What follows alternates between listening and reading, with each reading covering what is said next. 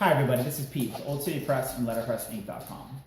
This is part 2 of our series for new letterpress printers, and today we'd like to talk about ink. Our last one was on paper, so this is for new printers just starting out. So say you got your new Kelsey press, you got your new CP Pilot, maybe even 8x12 or a 10x15 out of like a dingy basement or whatever, and you got it home, you got it all cleaned up, and you're like ready to go, right? You're super excited, and we're excited for you.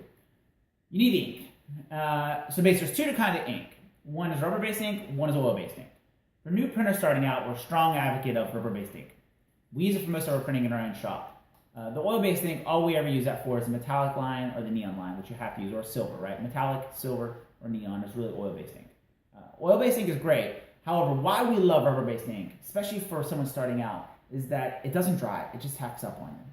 Which means that if you're working on your press and you're getting frustrated or you're trying to spend time on things, you need to walk away for a while, right? You don't have to worry about cleaning the press off right away. It's going to not dry up the tacks on you, right? So you can come back to it at a later time, a couple hours or a day later and not freak out because it's all dried up. Oil-based ink, you have about an hour after you start working with it, it's going to start drying up, 2 or 3 hours, and you're scrubbing it off the press. So we are a big fan of rubber-based ink.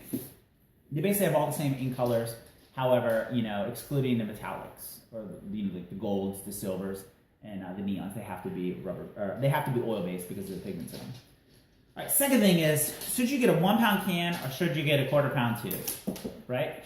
A 1 pound can will do well over 1,000 prints depending on the size of the print. Starting out, you're probably not going to do 1,000 prints, especially with your little Kelsey press or your little CP Pilot. Probably not going to happen. So we would strongly suggest using a 1/4 pound tube. That way you can kind of test things out, right? We do sell a kind of mini bundle, which is a mixture of 6 inks. Right, that's a good mix. That's a good test for you. You can take those 6 inks, you can mix them together. Rubber-based ink is very transparent, so you can mix them together and formulate new colors overall. So we're a big fan of that because you can not just have 6 colors. You start mixing them together, and you could have 100 colors overall. So that's something to keep in mind too, overall.